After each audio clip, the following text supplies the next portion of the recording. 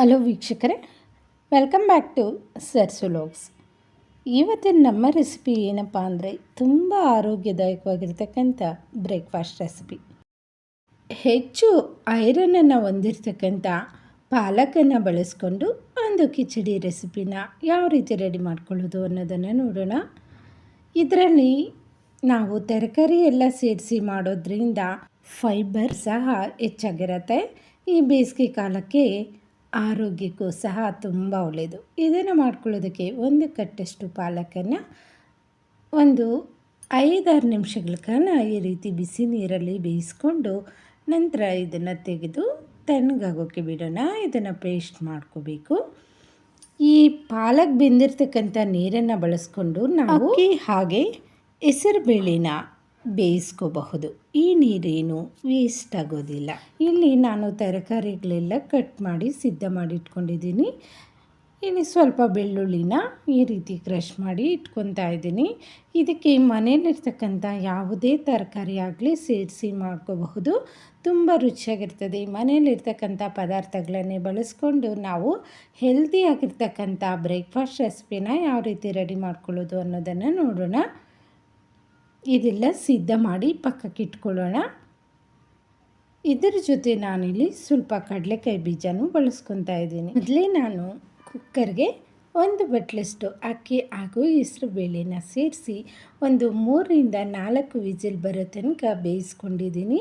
ಇದು ಸಾಫ್ಟಾಗಿ ಬೇಯಬೇಕು, ಬೇಳೆ ಹಾಗೆ ಅಕ್ಕಿ. ಈ ರೀತಿ ಬೇಯಿಸಿಟ್ಕೊಂಡ್ಬಿಟ್ರೆ ನಾವು ಕಿಚಡಿನ ಬೇಗ ಪ್ರಿಪೇರ್ ಮಾಡ್ಕೋಬಹುದು. ನೋಡಿ, ಈ ಕನ್ಸಿಸ್ಟೆನ್ಸಿಯಲ್ಲಿ ಚೆನ್ನಾಗಿ ಮೆತ್ತಗೆ ಬೆಂದಿದೆ. ಇವಾಗ ನಾವು ಪಾಲಕನ್ನು ಬೇಯಿಸ್ಕೊಂಡಿರ್ತಕ್ಕಂಥ ನೀರನ್ನು ಸೇರಿಸ್ಕೊಂಡು ಇದನ್ನು ಸ್ವಲ್ಪ ಮ್ಯಾಶ್ ಮಾಡಿಟ್ಕೊಂಡ್ರೆ ಇನ್ನೂ ಸಾಫ್ಟ್ ಆಗುತ್ತೆ. ಇವಾಗ ಒಂದು ಕಡಾಯನ್ನು ತಗೊಳ್ಳೋಣ. ಅದಕ್ಕೆ 1 ಸ್ಪೂನಷ್ಟು ತುಪ್ಪನ ಸೇರಿಸ್ಕೊತಾ ಇದ್ದೀನಿ. ತುಪ್ಪ ಬಿಸಿ ಆದ ನಂತರ ಇದಕ್ಕೆ ಜೀರಿಗೆ 1 ಸ್ಪೂನು, ಜೊತೆಗೆ ಕಾಳು ಮೆಣಸು ಒಂದು ಅರ್ಧ ಸ್ಪೂನು, ಎರಡನ್ನು ಚೆನ್ನಾಗಿ ಪುಡಿ ಮಾಡಿಕೊಂಡು ಸೇರಿಸ್ಕೊತಾ ಇದ್ದೀನಿ. ಹಸಿ ಶುಂಠಿ ಸ್ವಲ್ಪ ಹಾಗೆ ಬೆಳ್ಳುಳ್ಳಿ ಸ್ವಲ್ಪ ಈ ರೀತಿ ಜಜ್ಜಿ ಇದರಲ್ಲಿ ಸೇರಿಸಿ ಚೆನ್ನಾಗಿ ಫ್ರೈ ಮಾಡ್ಕೋಬೇಕು. ಕಡಲೆಕಾಯಿ ಬೀಜನ 2-3 ಸ್ಪೂನಷ್ಟು ಸೇರಿಸ್ಕೋಬಹುದು. ಜೊತೆಗೆ ಫ್ರೆಶ್ ಆಗಿರ್ತಕ್ಕಂಥ ಕರಿಬೇವಿನ ಸೊಪ್ಪು, ಮೀಡಿಯಮ್ ಸೈಜ್ ಇರ್ತಕ್ಕಂಥ 1 ಈರುಳ್ಳಿನ ಸಣ್ಣಗೆ ಕಟ್ ಮಾಡಿ ಸೇರಿಸ್ಕೊಂಡಿದ್ದೀನಿ. ಖಾರಕ್ಕೆ ಇಲ್ಲಿ 3-4 ಹಸಿಮೆಣಸಿನ್ಕಾಯನ್ನು ಸೇರಿಸ್ಕೊತಾ ಇದ್ದೀನಿ. ಇದೆಲ್ಲ ಚೆನ್ನಾಗಿ ಫ್ರೈ ಮಾಡ್ಕೊಂಡ ನಂತರ ನಾನಿಲ್ಲಿ ಬೀನ್ಸು, ಕ್ಯಾರೆಟನ್ನು ಸಣ್ಣಗೆ ಕಟ್ ಮಾಡಿ ಅದನ್ನು ಸಹ ಈ ಒಗ್ಗರಣೆಯಲ್ಲಿ ಸೇರಿಸ್ಕೊಂಡು ಸ್ವಲ್ಪ ಹೊತ್ತು ಫ್ರೈ ಮಾಡ್ಕೋಬೇಕು. ಮನೆಯಲ್ಲಿ ಯಾವ ತರಕಾರಿ ಇದ್ದರೆ ಆ ತರಕಾರಿನ ಸಣ್ಣಗೆ ಕಟ್ ಮಾಡಿ ಸೇರಿಸಿ ಇದಕ್ಕೆ ಬಳಸ್ಕೋಬಹುದು. ಇದೇ ತರಕಾರಿ ಸೇರಿಸ್ಬೇಕು ಅಂತ ಏನಿರೋದಿಲ್ಲ. ಇವಾಗ ನಾವು ಇದಕ್ಕೆ ಮೀಡಿಯಮ್ ಸೈಜ್ ಇರ್ತಕ್ಕಂಥ ಒಂದು ನಾಟಿ ಟೊಮೊಟೊನ ಸಹ ಕಟ್ ಮಾಡಿ ಸೇರಿಸ್ಕೊಂಡು ಸ್ವಲ್ಪ ಹೊತ್ತು ಚೆನ್ನಾಗಿ ಫ್ರೈ ಮಾಡ್ಕೊಳ್ಳೋಣ. ತುಂಬ ಟೇಸ್ಟಿಯಾಗಿರ್ತಕ್ಕಂಥ ರೆಸಿಪಿ, ಆರೋಗ್ಯಕ್ಕೂ ಸಹ ತುಂಬ ಒಳ್ಳೆಯದು. ಈ ಬೇಸಿಗೆ ಕಾಲದಲ್ಲಂತೂ ಜೀರ್ಣಕ್ರಿಯೆಗೂ ಸಹ ತುಂಬ ಹೆಲ್ಪ್ ಮಾಡುತ್ತೆ. ಇವಾಗ ಒಂದು ಆಲೂಗಡ್ಡೆನ ಸಹ ಸಣ್ಣಗೆ ಕಟ್ ಮಾಡಿ ಸೇರಿಸ್ಕೊತಾ ಇದ್ದೀನಿ. ಇದರ ಜೊತೆ ಒಂದು ಕ್ಯಾಪ್ಸಿಕಮನ್ನು ಸಹ ಸೇರಿಸ್ಕೊಂಡಿದ್ದೀನಿ ಸಣ್ಣಗೆ ಕಟ್ ಮಾಡಿ. ಇದೆಲ್ಲ ಚೆನ್ನಾಗಿ ಫ್ರೈ ಮಾಡ್ಕೋಬೇಕು. ಸ್ವಲ್ಪ ಹೊತ್ತು ಫ್ರೈ ಮಾಡ್ಕೊಂಡ ನಂತರ ಇದಕ್ಕೆ ಸ್ವಲ್ಪ ನೀರನ್ನು ಸೇರಿಸ್ಕೊಂಡು ತರಕಾರಿಗೆ ಮುಳುಗೋಷ್ಟು ನೀರು ಸೇರಿಸ್ಕೊಂಡ್ರೆ ಸಾಕಾಗುತ್ತೆ.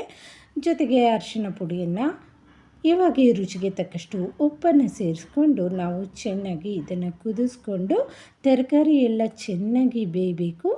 ಅಷ್ಟರವರೆಗೂ ಒಂದು ಮುಚ್ಚಳ ಮುಚ್ಚಿ ಬೇಯಿಸ್ಕೊಳ್ಳೋಣ. ಇವಾಗ ತರಕಾರಿ ಎಲ್ಲ ಚೆನ್ನಾಗಿ ಬೆಂದಿದೆ. ಇದಕ್ಕೆ ನಾವು ಇವಾಗ ಮೊದಲೇ ಬೇಯಿಸಿಟ್ಕೊಂಡಿದ್ವಲ್ವ ಪಾಲಕು, ಅದನ್ನು ಪೇಸ್ಟ್ ಮಾಡಿಕೊಂಡು ಸೇರಿಸ್ಕೊತಾ ಇದ್ದೀನಿ. ಈ ರೀತಿಯಾಗಿ ಪೇಸ್ಟ್ ಮಾಡಿಕೊಂಡು ಮಿಕ್ಸಿ ಜಾರಲ್ಲಿ ಇವಾಗ 1 ಕಪ್ಪಷ್ಟಾಗಿದೆ ಪೇಸ್ಟು. ಅದನ್ನು ಸೇರಿಸ್ಕೊಂಡು ಅದ್ರ ಜೊತೆ ಅರ್ಧ ಕಪ್ಪಷ್ಟು ನೀರನ್ನು ಸಹ ಸೇರಿಸ್ಕೊತಾ ಇದ್ದೀನಿ. ಇದೆಲ್ಲವನ್ನು ಚೆನ್ನಾಗಿ ಮಿಕ್ಸ್ ಮಾಡ್ಕೊಳ್ಳೋಣ. ಪಾಲಕಲ್ಲಿ ಹೆಚ್ಚು ಐರನ್ ಕಂಟೆಂಟ್ ಇರುತ್ತೆ. ಯಾರೆಲ್ಲ ರಕ್ತಹೀನತೆಯಿಂದ ಬಳಲ್ತಾ ಇರ್ತೀರಾ ಅಂಥವರು ದಿನ ನಾವು ಆಹಾರದಲ್ಲಿ ಸ್ವಲ್ಪ ಪಾಲಕನ್ನು ತಗೊತಾ ಇದ್ದರೆ ಈ ಸಮಸ್ಯೆಯಿಂದ ಹೊರಬರಬಹುದು. ಇದು ಚೆನ್ನಾಗಿ ಸ್ವಲ್ಪ ಹೊತ್ತು ಕುದಿಲಿ. ನಂತರ ಇದಕ್ಕೆ ನಾವು ಬೇಳೆ ಹಾಗೆ ಅಕ್ಕಿನ ಬೇಯಿಸಿಟ್ಕೊಂಡಿದ್ರಲ್ವ ಅದನ್ನು ಇದ್ರ ಜೊತೆ ಮಿಕ್ಸ್ ಮಾಡ್ಕೊಳ್ಳೋಣ. ತುಂಬ ಟೇಸ್ಟಿಯಾಗಿರುತ್ತೆ. ಪ್ರತಿಯೊಬ್ಬರೂ ಸಹ ಇಷ್ಟಪಟ್ಟು ತಿಂತಾರೆ. ಆರೋಗ್ಯಕ್ಕೂ ಸಹ ತುಂಬ ಒಳ್ಳೆಯದು. ಹೆಸರು ಬೇಳೆಯಲ್ಲೂ ಸಹ ಪ್ರೋಟೀನು ಹೆಚ್ಚಾಗಿರುತ್ತೆ. ಬೇಸಿಗೆಯಲ್ಲಿ ಈ ರೀತಿಯ ಆಹಾರವನ್ನು ಸೇವನೆ ಮಾಡೋದ್ರಿಂದ ದೇಹಕ್ಕೆ ತಂಪನ್ನು ಸಹ ತಂದುಕೊಡುತ್ತೆ. ಎಷ್ಟು ಬೇಕೋ ಅಷ್ಟು ಅನ್ನನ ಸೇರಿಸ್ಕೊಂಡು ಚೆನ್ನಾಗಿ ಮಿಕ್ಸ್ ಮಾಡ್ಕೊಬಿಡೋಣ. ಸ್ವಲ್ಪ ಹೊತ್ತು ಕುದಿಸ್ಕೊಂಡ್ರೆ ಸಾಕು, ಇದು ರೆಡಿ ಆಗಿಬಿಡುತ್ತೆ. ಈ ಥರ ರೆಸಿಪಿಗಳನ್ನು ಮಾಡಿದಾಗ ನಾವು ಪಾಲಿಷ್ ಮಾಡದೇ ಇರತಕ್ಕಂಥ ಅಕ್ಕಿನ ಬಳಸ್ಕೊಂಡ್ರೆ ಆರೋಗ್ಯಕ್ಕೆ ತುಂಬ ಒಳ್ಳೆಯದು. ಲಾಸ್ಟಲ್ಲಿ ಇದಕ್ಕೆ ಸ್ವಲ್ಪ ಕೊತ್ತಂಬರಿನ ಸೇರಿಸಿ ಮಿಕ್ಸ್ ಮಾಡಿಕೊಂಡ್ರೆ ತುಂಬಾ ಹೆಲ್ದಿಯಾಗಿರ್ತಕ್ಕಂಥ ಪಾಲಕ್ ಕಿಚಡಿ ರೆಡಿಯಾಗತ್ತೆ. ಈ ಥರ ಬ್ರೇಕ್ಫಾಸ್ಟನ್ನು ಮಕ್ಕಳಿಗೆ ಮಾಡಿಕೊಡೋದ್ರಿಂದ ಅವರ ಆರೋಗ್ಯಕ್ಕೂ ಸಹ ತುಂಬ ಒಳ್ಳೆಯದು. ಇದನ್ನು ಲಂಚ್ ಬಾಕ್ಸ್ಗೂ ಸಹ ಕೊಟ್ಟು ಕಳಿಸಬಹುದು. ಇದನ್ನು ಚಿಕ್ಕ ಮಕ್ಕಳಿಂದ ಹಿಡಿದು ಮುದುಕರವರೆಗೂ ಆರಾಮಾಗಿ ತಿನ್ನಬಹುದು. ಸಾಫ್ಟಾಗಿ ತುಂಬ ಚೆನ್ನಾಗಿರುತ್ತೆ. ಲೈಟಾಗಿರ್ತಕ್ಕಂಥ ಬ್ರೇಕ್ಫಾಸ್ಟ್ ಅಂತ ಹೇಳಬಹುದು. ಈಸಿಯಾಗಿ ಇದನ್ನು ರೆಡಿ ಮಾಡ್ಕೋಬಹುದು. ಇದರಲ್ಲಿ ತರಕಾರಿ, ಬೇಳೆ ಎಲ್ಲ ಸೇರಿಸಿರೋದ್ರಿಂದ ತುಂಬ ಹೆಲ್ದಿಯಾಗಿರ್ತಕ್ಕಂಥ ಬ್ರೇಕ್ಫಾಸ್ಟ್ ಅಂತ ಹೇಳಬಹುದು. ಇದರ ಜೊತೆ ಮೊಸರಾಗಲಿ, ಉಪ್ಪಿನಕಾಯಿ ಆಗಲಿ ಅಥವಾ ಚಟ್ನಿ ಆಗಲಿ ಯಾವುದನ್ನಾದರೂ ಸೇರಿಸ್ಕೊಂಡು ತಿನ್ನಬಹುದು. ತುಂಬ ರುಚಿಯಾಗಿರುತ್ತೆ. ನಾವಿವತ್ತು ನೆಲ್ಲಿಕಾಯಿ ಉಪ್ಪಿನಕಾಯಿ ಜೊತೆ ಇದನ್ನು ಟೇಸ್ಟ್ ಮಾಡ್ತಾಯಿದ್ದೀವಿ.